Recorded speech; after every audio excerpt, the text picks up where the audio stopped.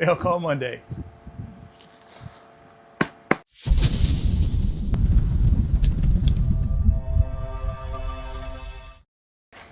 Hey, this is Ed from RedBeard Knife and Tool. I just have one package to open, but I have a handful that followed me home over the weekend, so we're going to go over those too.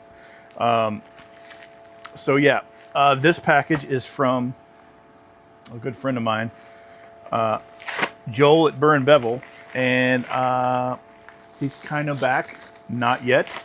So if you guys want to chime in and cheer him on, by all means, go for it. Yeah, he's back in his shop and he's doing a few things, just kind of working his way back in. And I asked him to make these for me, and he did. So I'm freaking stoked about it.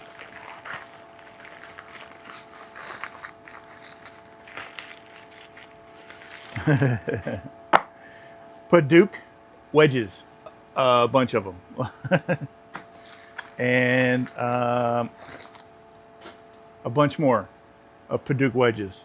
And if you guys know me, you know I like using paduak wedges for hanging with Osage orange because it just looks freaking amazing. And it's a really good, it's a little bit softer of a hardwood, but it's still considered a hardwood. But look at that.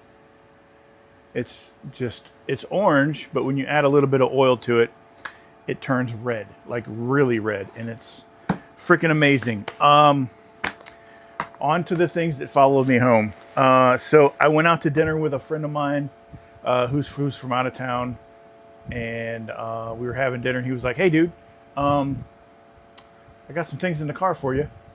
And he lives up in northern Arkansas, so I was like, "Sweet." So when we got done eating, we went out to his car and transferred all this stuff out of his trunk and into my truck. So without further ado, he got me a couple of old hewing hatchets. I haven't had a chance to clean these up. I probably will eventually.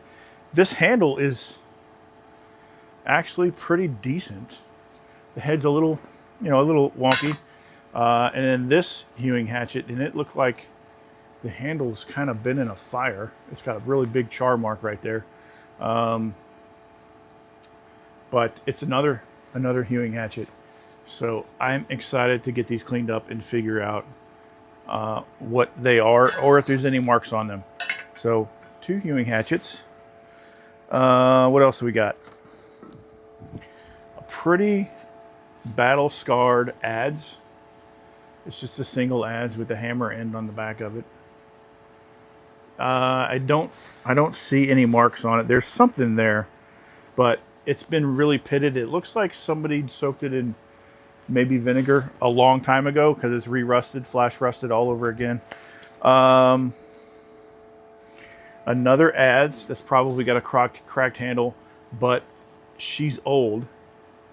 I just don't know how old, and I haven't had a chance to get this cleaned up yet either, but it's pretty nice. It's a smaller one. It has a smaller eye on it, and it makes sense because this is a shorter handle. So not real sure about it yet. And another adze, and this one is pretty old. Is it this one or this one? I don't remember. Oh yeah, this one is old. This one, the second one, because it's got a laminated edge on it. So I'm interested to find out how old this one is, because usually if it has a laminated edge, that means it's pretty old. It's not drop forged. It was actually forged. And then this is another adze, and it's a little bit thinner bit, but it's got a bigger eye. And what's cool about these is they're a slip fit handle, so you can buy an adze handle from like House Handle and just slip it right back on. But this handle, you can see it's got a little warp in it, little warp. So we got this adze. So 3 adze, 2 hewing hatchets, and this big broadaxe. I have not had a chance to clean this up yet either. So I am excited to give it a shot. And I will definitely keep y'all posted. I'm not going to do that today because I just have some other things going on. But yeah, beautiful broad axe. That's it. So I want to thank you, Glen, for bringing this out to me, man. I really do appreciate it. He was just like, I was like, dude, what do I owe you? He goes, nothing, you're good. I was like, that's the best kind of friends, to just bring you stuff, drop it off, and say, here you go, you can have this. But this thing is in pretty good shape. It's still got the single bevel, so that's important, and it's got the whale tail, so where it kind of goes, it's got the spine on the front right here.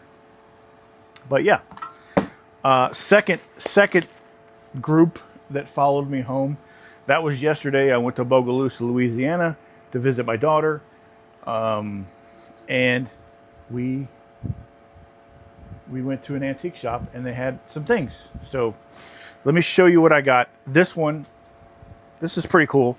I don't know if it's a milk can, but it's pretty good size. It's a big metal can.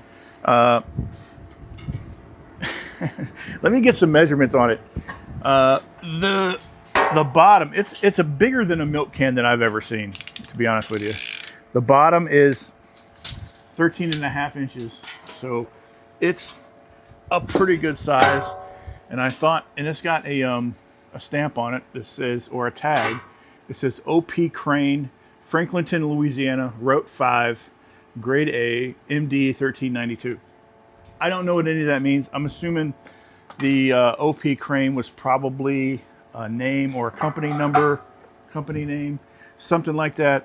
But it's cool. It's in really good shape. It's solid. I'm going to have to fix this little band right there. But that's it. I think I'm going to turn it into a new vise stand eventually. Fill it with concrete, stick a pipe in there, weld a plate on top. Boom, vise. Second thing I got was this super cool, another broad axe, but it's in freaking remarkable shape. It doesn't look like it's ever been used. It's only just been sitting collecting dust and rust.